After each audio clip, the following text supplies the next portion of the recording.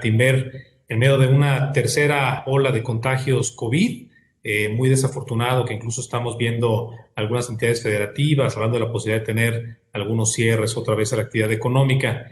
Y en este contexto, que es muy importante para poder posicionar sus portafolios de inversión, me da muchísimo gusto presentarles o volverles a presentar al doctor Malaquías López, que de hecho hace un año, cuando empezaba la pandemia, nos hizo el favor de acompañarnos en una conferencia para todos ustedes, nuestros clientes.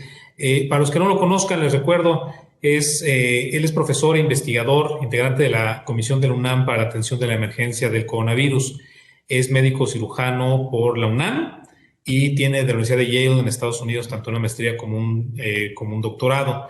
Ha tenido muchísimos roles fuera de la docencia, pero algunas posiciones muy importantes dentro de la Secretaría de Salud, así como el Instituto Nacional de Salud Pública, y cuenta con muchos premios muy importantes en su disciplina, más de 100 artículos publicados en diversos campos de la medicina y la salud pública.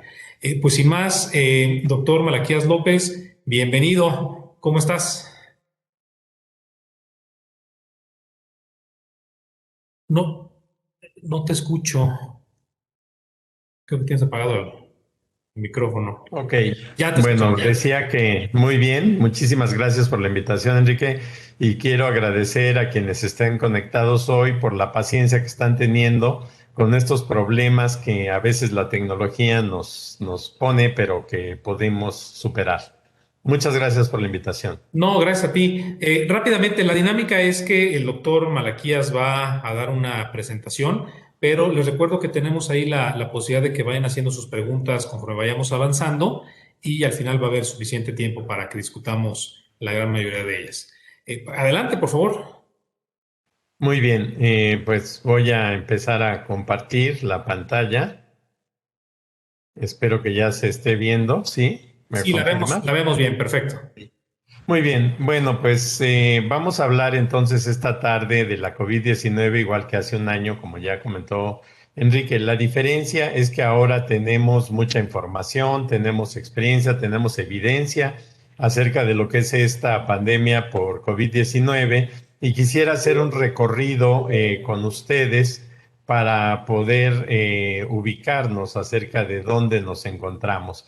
Bueno, como pantalla de entrada les diré que pues hace ya año y medio, el día 30 de enero de 2020, la OMS declaró que la nueva enfermedad constituyó una emergencia mundial de salud pública y que el 11 de marzo se reconoció que la COVID-19 era una pandemia. Aquí tenemos una especie de fotografía de lo que es este virus que surgió en diciembre de 2019 y esta cosita amarilla que ven ustedes es la famosa proteína espiga, que es como el extremo que utiliza el virus para meterse a las células humanas. Bueno, pues esta se puede ir cambiando casi cada día. Ahora tenemos ya un número mucho mayor de casos confirmados, ya pasa de los 200 millones, esto es de hace casi una semana. El número de muertes ha seguido creciendo también. Y pues como ven por la forma de estas curvas, blanca y roja, hemos tenido oleadas sucesivas a partir del momento en el que arrancó en China esta enfermedad que quedaría del lado izquierdo. Muy bien, pues esta catástrofe que hemos estado viviendo se puede representar de diversas maneras. Esta es una tomada de una página que se llama Nuestro Mundo en Datos y aquí tienen la evolución de los casos confirmados día por día desde el inicio en tres lugares, en el Reino Unido, en México y en China. Y como ven ustedes, pues China, que fue el origen de la pandemia, ha seguido teniendo casos todo el tiempo, pero fíjense en la escala del lado izquierdo, estamos hablando de 100 casos cuando los picos han sido máximos. Y en el caso de nosotros, pues estamos hablando de cerca de 10,000 casos en algunos momentos y México prácticamente a la par del Reino Unido, a pesar de la gran diferencia, como lo vamos a ver más adelante, en el número de pruebas que se realizan y por lo tanto en el número de casos. Pero empecemos por el origen de la COVID-19 y su historia natural. En esta lámina, que corresponde a un artículo publicado también ya hace meses en el New England Journal of Medicine, lo que me interesa es hacer notar a ustedes del lado izquierdo, donde está la flecha roja, que empezaron a aparecer casos o fueron detectados casos en la ciudad de Wuhan antes de que apareciera uno primero vinculado al famoso mercado de Huanan. Esto de la distinción entre cuáles casos corresponden al mercado y cuáles no es muy importante porque al principio se estuvo especulando sobre bromas como la de que se comían una sopa de murciélago o que iban y se compraban y se comían un pangolín, que son unos animales muy extraños que no tenemos aquí, y que por allí se había arrancado esta enfermedad. Y no es cierto, la enfermedad andaba ya por allí en la comunidad antes de llegar al momento del mercado, que está ejemplificado con la parte naranja de las barras en cada uno de los días. Y ven ustedes que en realidad predominaron los casos no relacionados con el mercado y fueron los primeros en aparecer, de manera tal que el mercado en realidad nada más fue un amplificador.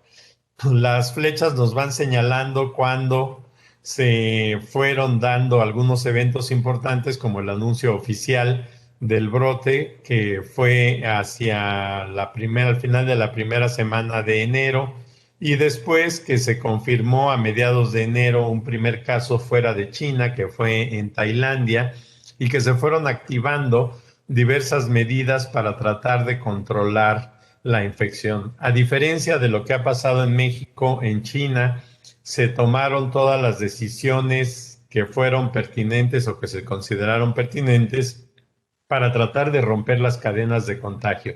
Y bueno, pues fueron exitosos, aunque a muchos en otros países no nos guste la manera en la que lo hicieron. Pero del brote inicial de China aprendimos una gran cantidad de cosas. Una de ellas es que esta enfermedad predominó entre los grupos de edad de 30 en adelante. Muy pocos casos fueron detectados inicialmente entre los menores de 30 años de edad, y la mayor parte de las personas que tuvieron enfermedad grave se concentraron en mayores de 50 años de edad y particularmente mayores de 60, que es donde se registraron una cantidad importante de muertes en aquel momento. Pero a partir de allí se aprendió que la enfermedad tiene una distribución que se llamó 80-15-5, y es decir, 80% de las personas que la contraían tuvieron una forma leve de la enfermedad, menos del 15%, un poquito menos, tuvieron una enfermedad tan severa que requería hospitalización, y menos del 5% una enfermedad crítica que requería llevar al paciente a la terapia intensiva y con la mayoría de las veces ponerles una cánula, un conducto intratraqueal para darles asistencia respiratoria a través de una máquina. La mayoría de las personas también, cuando enferman, se recuperan. Y esto se ejemplifica por la parte azul del rectángulo que está del lado derecho. Casi el 60% de las personas están ya recuperados, cuando el 40% más o menos aún permanecen enfermos. Considerando la dinámica de la enfermedad, pues los de la barra naranja son los que se van enfermando. Esta enfermedad, al igual que cualquiera otra que afecta al ser humano, tiene una historia natural. Es decir, se pueden reconocer una serie de eventos que van teniendo lugar a través del tiempo y que nos permiten saber en qué momento se encuentra una persona y qué es lo que podría suceder después. En la gráfica que les presento aquí se quisiera destacar dos curvas, una roja y una azul. La curva roja corresponde a la participación del virus. Del lado izquierdo, desde que la persona se expone al virus, y del lado derecho, el momento en el que el virus ya no juega un papel importante en la enfermedad. Entonces el virus entra, se multiplica, como ven ustedes, esta curva roja alcanza un punto máximo y después de eso empieza a disminuir, y eso toma aproximadamente 2 semanas. Después, al final o a mediados de la semana que está aquí ilustrada en color gris más oscuro, se inicia un fenómeno inflamatorio, que es el que conduce a la enfermedad pulmonar y que eventualmente puede agravar.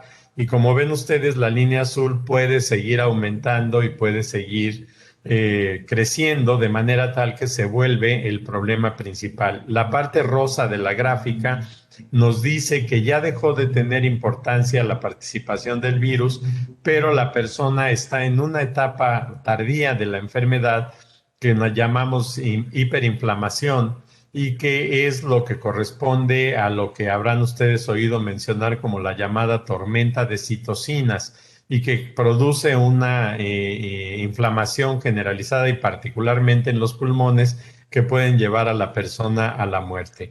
Entonces, la distinción de estas dos etapas nos permite saber que del lado izquierdo podría tener alguna utilidad algún medicamento dirigido específicamente en contra del virus, pero el manejo de la inflamación se debe de establecer en forma un poco más tardía, hacia el principio de la semana 3, para no facilitar el crecimiento del virus y para evitar el avance de la inflamación. Bueno, una síntesis de la condición clínica de los enfermos y que corresponde a lo que ya habíamos mencionado, es que las personas, algunas personas, quizás muchas, nunca desarrollan signos y síntomas o tienen una enfermedad leve. Hoy en día que estamos viviendo en México la tercera ola, platicando con algunos médicos tratantes, me dicen es que tenemos pacientes jóvenes que parecen estar en buenas condiciones, no se les encuentran evidencias claras de enfermedad, pero si les hacemos una placa, encontramos que tienen neumonía. Bueno, pues eso se vio desde el principio en China, personas que no parecían tener una gran afectación, pero sí había evidencia de un ataque a los pulmones que producía lo que en aquel momento llamaron una imagen en vidrio despulido, y es decir, una sombra blanquecina que está cubriendo el espacio aéreo de los pulmones y que suele resolverse. Es decir, una enfermedad que parece llegar a etapas graves, no se manifiestan como tal y se pueden resolver relativamente rápido. Esto podría motivar muy fácilmente la hospitalización de estos pacientes cuando en realidad pueden permanecer fuera del hospital y tener una buena evolución, pero a veces pueden tener una evolución inadecuada y requerir el tratamiento hospitalario y podrían llegar a la muerte. Y esto puede suceder tanto en jóvenes como en viejos. Hoy en día no lo estamos viendo ya entre los viejos porque la mayoría de las poblaciones, por lo menos en México, Estados Unidos, Europa y una cantidad importante ya de países, la vacunación ha avanzado lo suficiente para cubrir a los de 50 años y más y entonces no están participando en la expresión actual. Pero ¿qué se aprendió durante esta llamada primera ola de la enfermedad y particularmente en la etapa en que estuvieron afectando los lugares de China, la ciudad de Wuhan y en el país hubo realmente varios brotes de la enfermedad? Bueno, pues se aprendió que existe una serie de intervenciones que se denominan como no farmacológicas, pero que tienen un impacto favorable en el comportamiento de la epidemia entre las poblaciones afectadas. Esta gráfica que tenemos aquí la publicó por allá de finales de marzo un grupo académico del Reino Unido que había estado estudiando el fenómeno en China y encontraron primero que la altura que puede alcanzar la gráfica de casos que van apareciendo en la comunidad puede ser la más alta cuando no se lleva a cabo ninguna intervención, pero que hay ciertas intervenciones como por ejemplo la línea verde que vemos aquí, que es el cierre de escuelas y universidades, que bajan el valor máximo de esta gráfica, y otras más que contribuyen importantemente, como por ejemplo el caso del aislamiento de personas enfermas, que es la parte naranja que está abajo de la verde, o el caso del aislamiento de los enfermos y la cuarentena domiciliaria. De aquí es donde surgieron las ideas de que vale la pena aislar a los enfermos, pedirle a la gente que se quede en su vivienda y evitar las aglomeraciones, es decir, distanciar a las personas, y la enfermedad puede ser mucho menos frecuente y puede apagarse el brote en mucho menos tiempo cuando se combinan este tipo de medidas.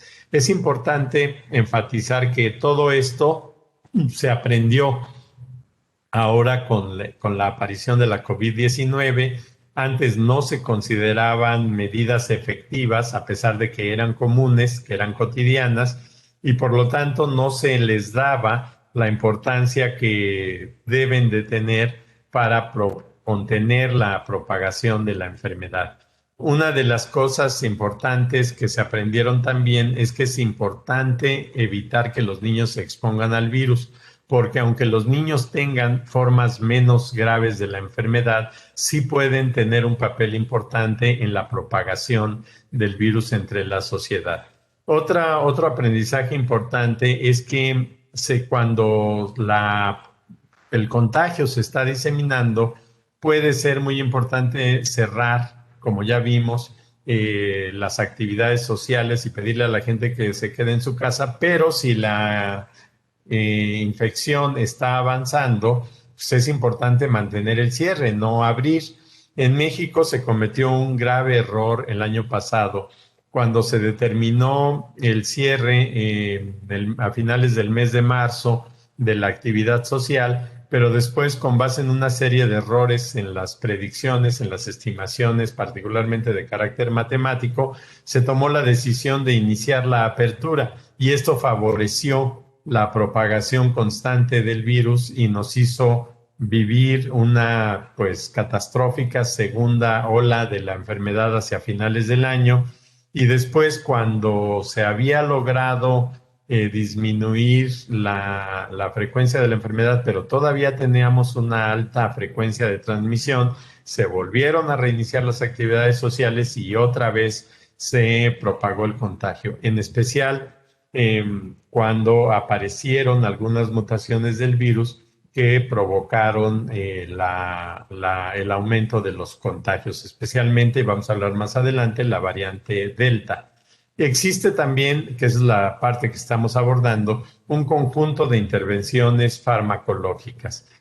Pero a diferencia de lo que sucedió en 2009 con el virus de la influenza, que ustedes recordarán, relativamente pronto se descubrió que la sustancia llamada oseltamivir podía curar la infección. En este caso no tenemos todavía ninguna bala de plata que pueda exorcizar a este vampiro. Se han probado diversos medicamentos, algunos están aquí enlistados, y muy pocos de estos medicamentos han tenido un papel importante. Se mencionan aquí los corticoides porque, aunque nos tardamos más de 6 meses en aprenderlo, se descubrió que en esta etapa inflamatoria que hace algunos momentos les mostraba, los corticoides tienen un papel crucial al evitar que siga incrementándose la inflamación y poder permitirle a la persona recuperarse de la enfermedad. Prácticamente nada de lo que tenemos ahora cambia la historia de la enfermedad una vez adquirida la infección. Lo que pueden hacer es nada más amortiguar los síntomas, la expresión de la enfermedad, pero la persona tiene que resolver por sus propios medios, por su propia constitución biológica, la infección. En cambio, hay otro recurso que también se debe de enlistar en este grupo, pero que sí es nuestra única arma efectiva, que son las vacunas. Las vacunas evitan la enfermedad y por lo tanto todo lo demás pierde sentido. Si la persona no enferma, pues ya no importa saber si cualquiera de estos medicamentos o si las otras medidas están contribuyendo de una manera importante. Pero el escenario social se ha ido complicando tanto que ahora tenemos que recurrir a la mezcla de opciones, como es el caso de la vacunación y el caso de las intervenciones no farmacológicas. Pero miren, aquí hay un ejemplo que deben recordar ustedes de algo que se discutió mucho en la primera mitad del año pasado, que era el uso de la hidroxicloroquina.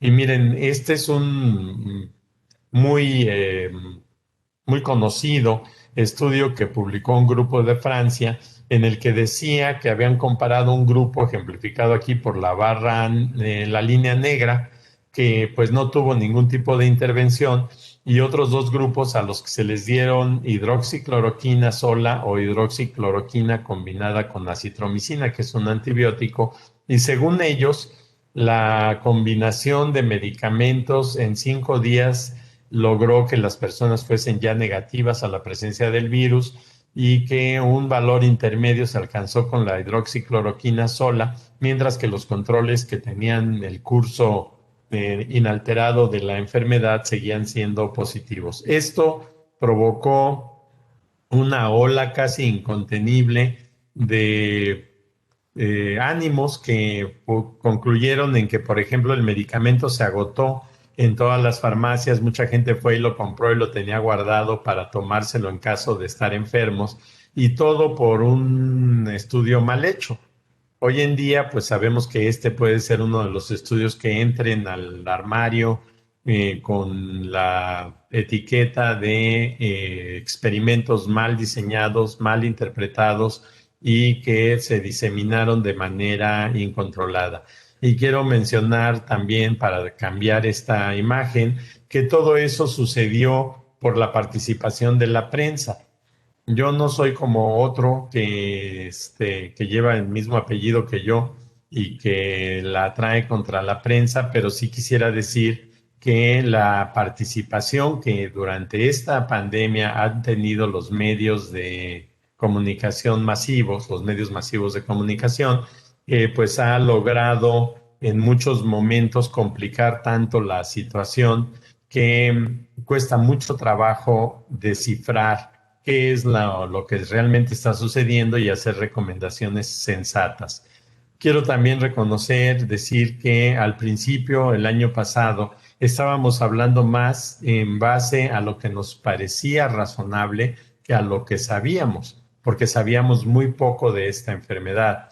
Al principio, recordarán todos ustedes, se dijo, es como la influenza, es una gripita. Y resultó que no, no lo era, pero la mala interpretación, la comparación con la información del pasado mal presentada, pues hizo que se cometieran muchos errores. Bueno, pues aquí tenemos cómo ha avanzado en el mundo esto que les decía que es nuestra única intervención realmente efectiva y que es la vacunación. Y hay países que han tenido una cobertura social mucho mayor de la vacuna. En México se dice que ya llegamos a prácticamente el 40%, pero ni siquiera la mitad excede, más bien ni siquiera la mitad de los vacunados han completado el esquema completo de protección. Entonces, tenemos a 20% del total de la población que ha recibido alguna dosis, pero que no ha podido completar su esquema de vacunación, y al tener un esquema incompleto, pues tienen condiciones de susceptibilidad importantes. ¿Cuál es el futuro de la enfermedad? Miren, aquí ilustramos cómo ha evolucionado el tamaño de las bolas, nos dice cuál ha sido la magnitud de los casos registrados en cada uno de los meses. El peor de los meses que hemos vivido hasta ahora fue enero de 2021, donde tuvimos más de 400,000 personas detectadas como enfermos, y ahora nos hemos aproximado. En julio recién pasado tuvimos 271,000, y bueno, pues estamos ya avanzando mucho ahora en el mes de agosto, y espero que no, pero pudiera ser que sobrepasemos el momento más álgido que fue registrado en enero pasado. Y cuando vemos este tipo de datos decimos, bueno, ¿y cuál debiera de ser la mortalidad? Aquí lo que hice fue recuperar un trabajo que se publicó en la revista Nature el año pasado, y esta revista, por varios mecanismos, dice cuál pudiera ser el número de muertes que se registra por cada 1,000 casos. y consideran que el mínimo posible cuando todo se lleva a cabo de una manera óptima pudiera ser de 5 muertos por cada 1,000 casos. El número máximo cuando las cosas se hacen muy mal sería de 39 muertes por cada 1,000 personas enfermas. En la columna de en medio ven ustedes el número de muertes que esperaríamos haber tenido si la cantidad de enfermos y la cantidad de muertos correspondiera a la columna del lado izquierdo. Entonces, lo que vemos en el gran cuadro azul del lado izquierdo es el número de casos estimados hasta esa fecha, el 30 de, ¿qué es el mes 8? Agosto, ¿no? No, pero no puede ser, estamos en agosto. 30 de julio. Fue de 2 millones, hasta ese momento eran 2,861,498. Y como ven ustedes, para esa cantidad de casos que son los datos oficiales reconocidos hasta ese momento, si tuviésemos el peor nivel que este trabajo menciona de mortalidad, se habrían registrado 111,598 muertes. Pero el número real está marcado en el recuadro negro con letrero amarillo. Hasta ese momento era de 241,279. La interpretación de la columna roja con letras amarillas del lado derecho nos dice cuántas veces más ha sido la mortalidad real, esta mortalidad observada, con respecto a lo que hubiera sido según estos cálculos. Y esto va desde prácticamente 17 veces mayor hasta 2.2 veces mayor.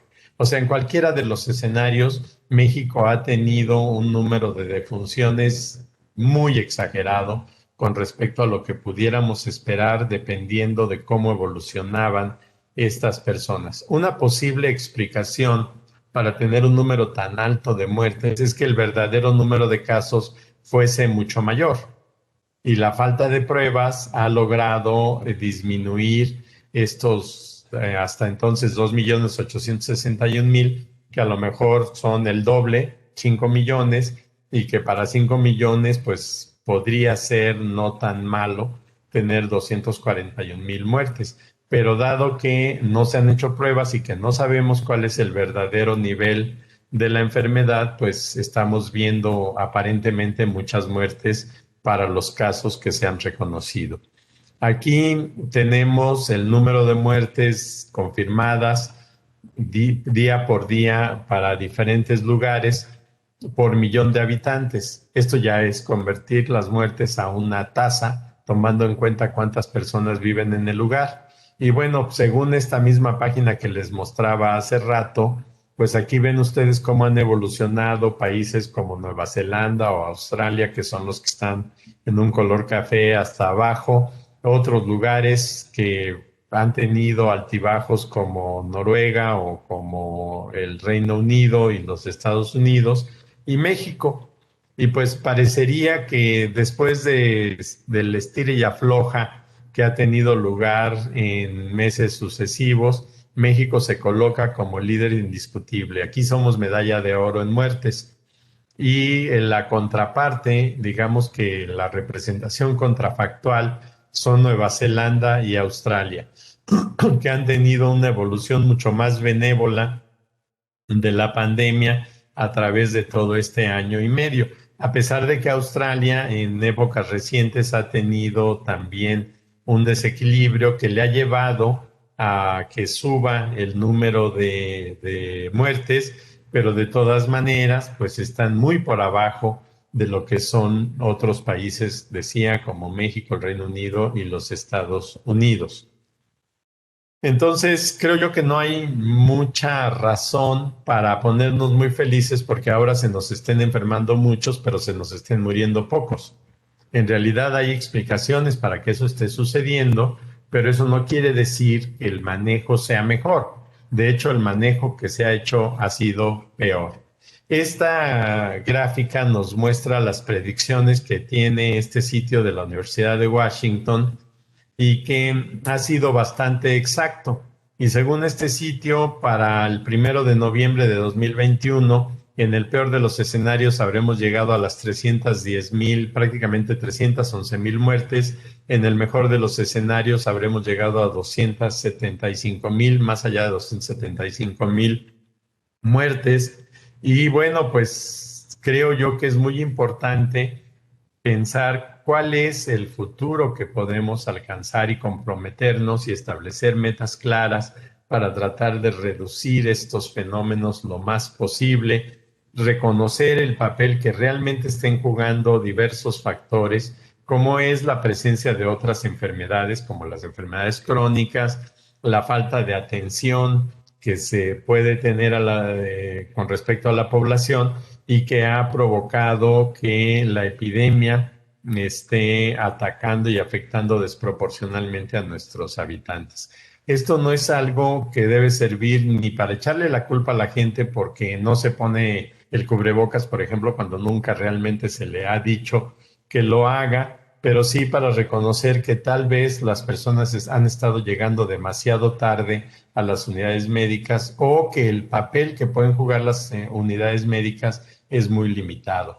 Miren, en algún momento se dijo en México que pues el tema era tener más camas hospitalarias, que teníamos muy pocas camas hospitalarias y que aumentando el número de camas para poder meter a más gente a los hospitales se podrían tener mejores resultados. Los puntos rojos que tenemos aquí nos muestran que pues esto no es verdad. El punto más alto del lado derecho hasta arriba, el punto rojo, es el que corresponde a la Ciudad de México. Es decir, la Ciudad de México es el lugar que más camas tiene y es el lugar donde mayor número de muertes han tenido lugar. Y del otro lado, del lado izquierdo abajo, tenemos a Chiapas. Es la entidad federativa que tiene menos camas por habitante y es la entidad también que ha tenido menos muertes. Y tenemos otros casos como Zacatecas, que también está del lado izquierdo, pero hasta arriba en un círculo rojo, que quiere decir que es una entidad que tiene pocas camas y que tiene muchas muertes. Ese tipo de entidades son las que hubiéramos podido pensar que si les poníamos camas hubiera bajado la mortalidad, pero la dispersión de todos los puntos nos muestra el caso contrario.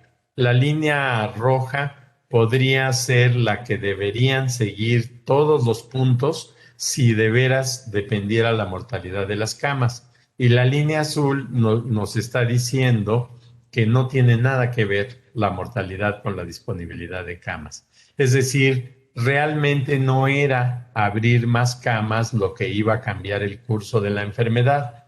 Por mucho que México tenga pocas camas de hospital y que valga la pena eventualmente tener más para la atención de todo lo demás también, no nada más para la pandemia, el caso es que no hay una clara relación entre tener camas de hospital y el hecho de que haya o no más casos o haya o no, como representa la gráfica, más muertes.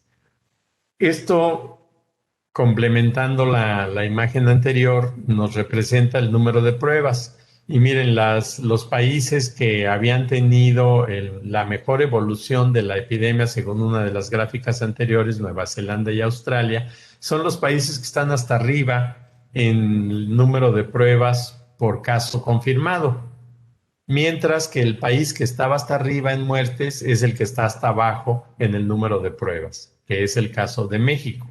Y a pesar de que hubo un momento entre febrero de 2021 y julio de 2021 que se hicieron más pruebas, pues de todas maneras tuvimos muy poco impacto en el número de muertes y en el número de casos, porque son muy pocas. Miren la escala del lado izquierdo. Nunca México ha llegado a 10, mientras que los países que han tenido mejor desempeño están entre 1,000 y 10,000 pruebas por caso confirmado. Es decir, ellos saben dónde están los enfermos y por lo tanto han podido controlar la propagación de la enfermedad. Entonces, bueno, pues aquí se menciona que ha habido llamados internacionales al gobierno mexicano para que se incrementara el número de pruebas, que se tuviese un faro, una luz que nos indica dónde está la enfermedad, pero pues no hemos tenido ni la capacidad para reconocer a los enfermos, ni la capacidad para manejar a los enfermos o prevenir la enfermedad de una manera adecuada. Esta lámina reconstruida recientemente con algunos datos que logramos obtener de Mazatlán nos muestran del lado izquierdo en esta línea amarilla que eventualmente sube lo más alto posible, es la de nuevos casos de la enfermedad allí en ese lugar, en Mazatlán, y la línea blanca representa la experiencia previa en el mismo lugar. Es decir, en ningún momento durante el año previo se había tenido tantos casos como estaban teniendo o están teniendo ahora que ocurre la llamada tercera ola. Y del lado derecho vemos cuáles son las características principales de estas personas. La barra gris quiere decir que son casos de personas enfermas sin tener el antecedente de vacunación. Y las barras de colores, personas que sí han recibido al menos una dosis de vacuna. Entonces se representan con diversos colores las vacunas recibidas. El amarillo, como ven ustedes, es una barrita relativamente pequeña que se ve del lado derecho de la barra gris más alta, y eso es personas que dicen que habían recibido la vacuna de Pfizer, pero los colores azules corresponden a las vacunas de Sinovac y de AstraZeneca. AstraZeneca es la que más comúnmente se ha dado y recordemos que el esquema requiere 2 dosis. Y como ven ustedes, las barras de colores más altas corresponden a las personas que habían tenido vacunación parcial.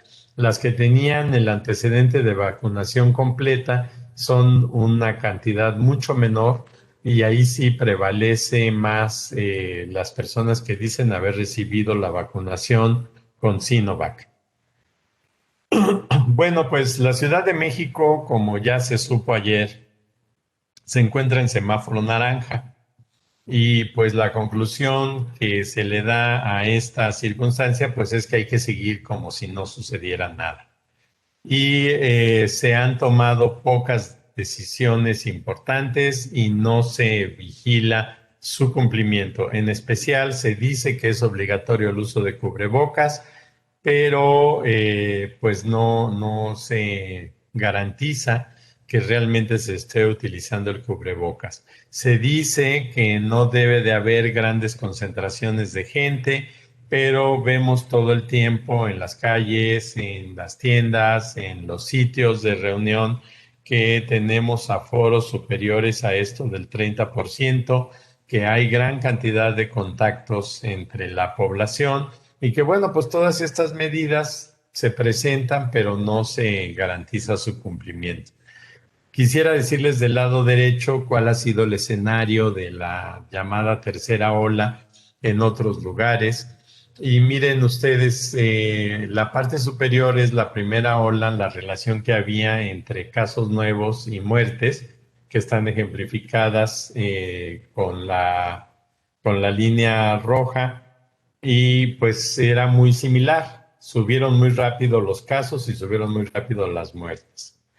Pero en el caso de la segunda ola, el número de muertes, tiene aquí un error de representación. En el caso de la segunda ola, el número de hospitalizaciones creció a una velocidad mucho mayor que durante la tercera ola.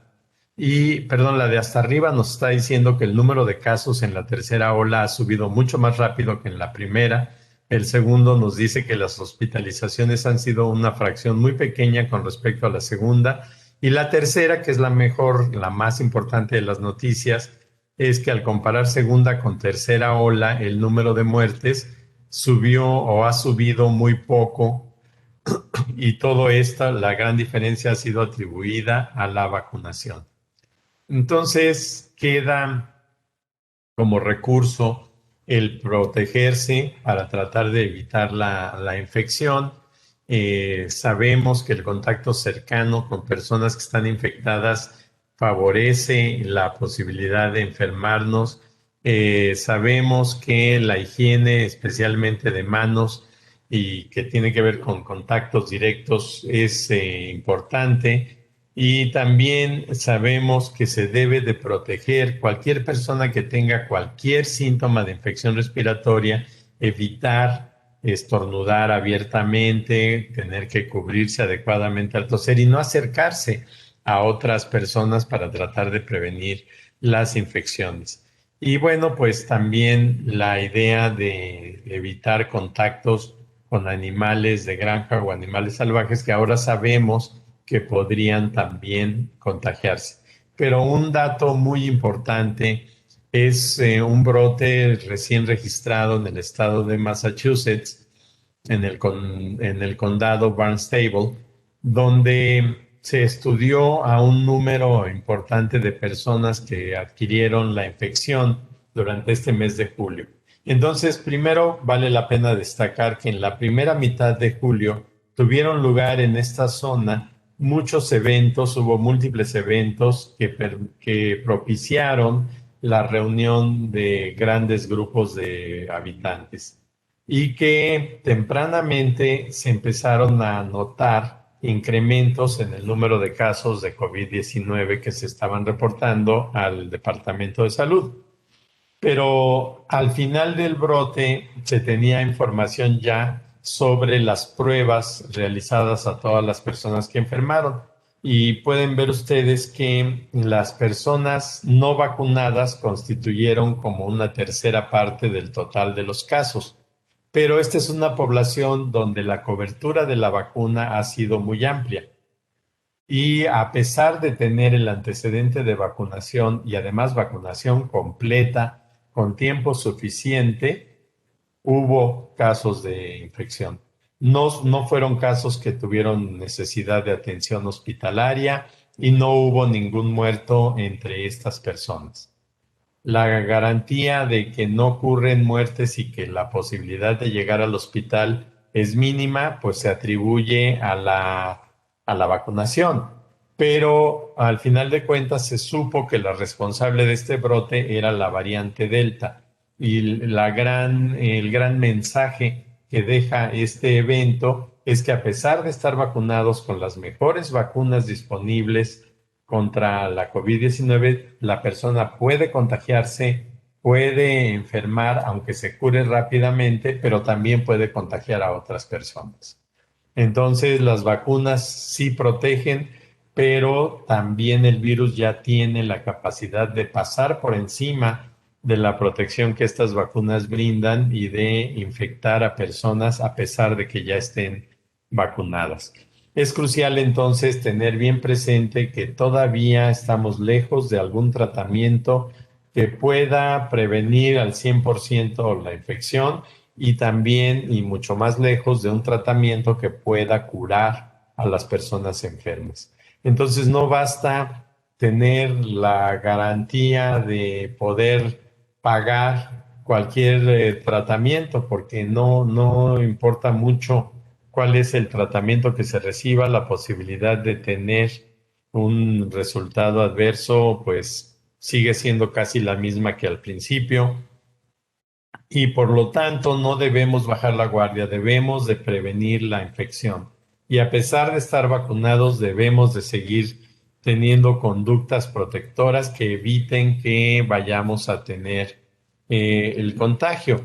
Entonces sigue siendo como al principio la tarea más apremiante, más urgente, evitar, buscar a toda costa que se rompan las cadenas de transmisión, es decir, evitar los contagios. Esto en los países que han tenido mucho éxito se ha logrado no solo a base de pruebas, sino de implantar medidas que evitan que las personas contagiadas entren en contacto con otros y transmitan la infección. Entonces se debe de garantizar que se respeten las medidas de prevención que incluyen el aislamiento, se debe de evitar la asistencia a reuniones, a eventos masivos en particular, se debe de evitar la permanencia en sitios cerrados y hay que seguir aumentando la cobertura de la vacunación. Hay que identificar y hay que hablar con las personas que estén indecisas o que estén en contra de la vacunación y hacerles entender que esa es la mejor opción. y por lo que corresponde a los centros de trabajo, pues conviene llevar a cabo acciones de blindaje que permitan detectar casos, detectar contagios y establecer medidas de aislamiento, que incluyen la creación de círculos de confianza para tratar de limitar los contactos. Y pues esto es todo lo que tengo para esta tarde. Agradezco a ustedes su atención y quedo abierto para comentarios y para preguntas. Te paso la palabra, Enrique. Sí, muchas gracias. No, y de hecho sí tenemos muchísimas preguntas. Algunas son muy puntuales y otras son más pues de tu visión de largo plazo. Pero si te parece, tal vez podríamos contestar algunas de las que creo que pueden ser más cortas las respuestas para ver si podemos pues, atender, ¿no? A varios de los clientes. ¿Cómo no? Una de ellas es, ¿qué hacemos ahorita que empieza el año escolar? ¿Los niños deberían ir a la escuela presencial o no? Mira, yo creo que depende de las condiciones que haya en la escuela de referencia. Si me dices que es una escuela que ni siquiera tiene agua potable y que no tiene ninguna posibilidad de ventilación, pues yo te diría que esos niños están en riesgo de contagio, un riesgo muy importante de contagio. Pero hay lugares donde se tienen suficientes precauciones o donde, por ejemplo, tienen aire acondicionado. Incluso sé que hay escuelas que tienen aire acondicionado en las aulas. Y si estas escuelas toman la precaución de instalar filtros que traten de capturar cualquier virus que ande por ahí en el aire y que están reciclando en el aula, bueno, pues los chicos pueden permanecer allí protegidos con el cubrebocas y de todas maneras cada cierto tiempo estar tratando de provocar un recambio constante o amplio del aire del aula de manera que estén bien protegidos. Y también hay que tomar en cuenta, pues que para que los niños vayan a la escuela, pues tienen contacto con mucha gente, empezando por los habitantes de su propia casa, y que, bueno, si hubiera cualquier evidencia de personas contagiadas en la familia, en la vivienda o en las personas con las que ellos han tenido contacto por cualquier razón, lo deben de notificar en la escuela, deben de abstenerse de asistir y se deben de tomar las acciones necesarias para identificar casos y tratar de evitar la dispersión. Muy bien, gracias. Otra pregunta que está aquí es, una vez que una persona contagiada se recupera, ¿cuánto tiempo debe pasar para poder vacunarse? Bueno, la vacunación se recomienda en no menos de 2 semanas posteriores a la recuperación, porque al principio la persona va a tener niveles muy altos de anticuerpos y estos niveles pueden obstaculizar el efecto benéfico de la vacuna. Entonces, si se enferman y se recuperan, por lo menos que esperen un par de semanas antes de acudir a la vacunación. Ok. Otra pregunta es, ¿habrá refuerzos para la vacuna, es decir, una tercera dosis? Mira, esta es una polémica internacional importante y nacional también. Hay quienes lo ven como un esfuerzo de las compañías farmacéuticas para vender más vacunas y que pues la idea de que se fortalezca la inmunidad evitará la infección. No hay ninguna prueba de que una tercera dosis realmente evite la infección. Y hay muchas pruebas de que 2 dosis, aunque no eviten la infección, no permiten que la infección empeore. Entonces, una conclusión es de que es demasiado pronto para tomar la decisión de una tercera dosis y a nivel internacional esto volvería mucho más desequilibrado el escenario que tenemos de que hay muchos países que no han podido avanzar con la vacunación y la susceptibilidad a la infección es un problema que nos afecta a todos. No vivimos en una isla, el mundo es una aldea. Y en la medida en la que la enfermedad siga propagándose en países no protegidos, pues tarde o temprano nos puede rebotar cuando los cambios genéticos del virus vuelvan inútil la inmunidad que tenemos. Entonces, mi postura es que le conviene al mundo invertir en vacunar los lugares que siguen todavía desprotegidos y ya después pensar en las dosis de refuerzo. Ok. Gracias. Y hay varias preguntas que voy a intentar resumirlas, pero básicamente es cuál es tu visión respecto al futuro en medio de esta pandemia, tomando en cuenta las aperturas que se han estado dando, tomando en cuenta los esfuerzos de vacunación exitosos o no, políticas públicas, esta tercera hora en particular y hacia adelante, ¿cuánto podría durar una pandemia de este tipo? Bueno, mira, yo creo que México puede tener hacia finales del año un escenario ya menos apremiante, que pues sí se ha logrado avanzar con la cobertura de vacunas, aunque es un conjunto muy diverso de vacunas, aunque su beneficio puede variar entre grupos que reciben una y reciben otra. Pero entre el contagio que ha sido natural de muchos habitantes, más la vacunación de una parte importante ya de la población, más el avance que se puede mantener de aquí a finales de año, me hace pensar que nuestro escenario nacional va a ser mucho menos comprometido de aquí al final del año.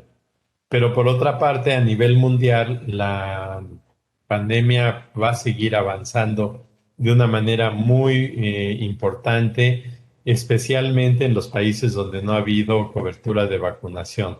Y yo creo que vamos a tardar todavía entre 2 o 3 años más para lograr poner barreras efectivas para la propagación del virus. Y quisiera creer que no va a aparecer otra variante genética que nos meta en aprietos, pero la posibilidad existe. Sí, que es mucho tiempo, no pensé que fueras a decir tanto. Y mira, la última pregunta. Si estuviera en tus manos la decisión, ¿volverías a cerrar actividades como lo tuvimos en el semáforo rojo en el 2020?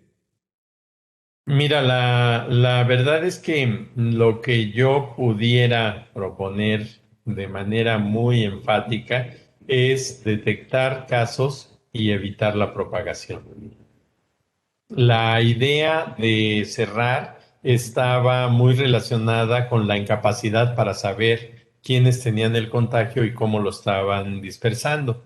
Entonces se dijo, quédense todos en sus casas. Los que ya están contagiados, pues ahí se quedarán y ya sea que se mueran o se curen, pero que no salgan, porque no sabemos ni quiénes son ni cómo controlarlos. Y ahora sí podemos saberlo.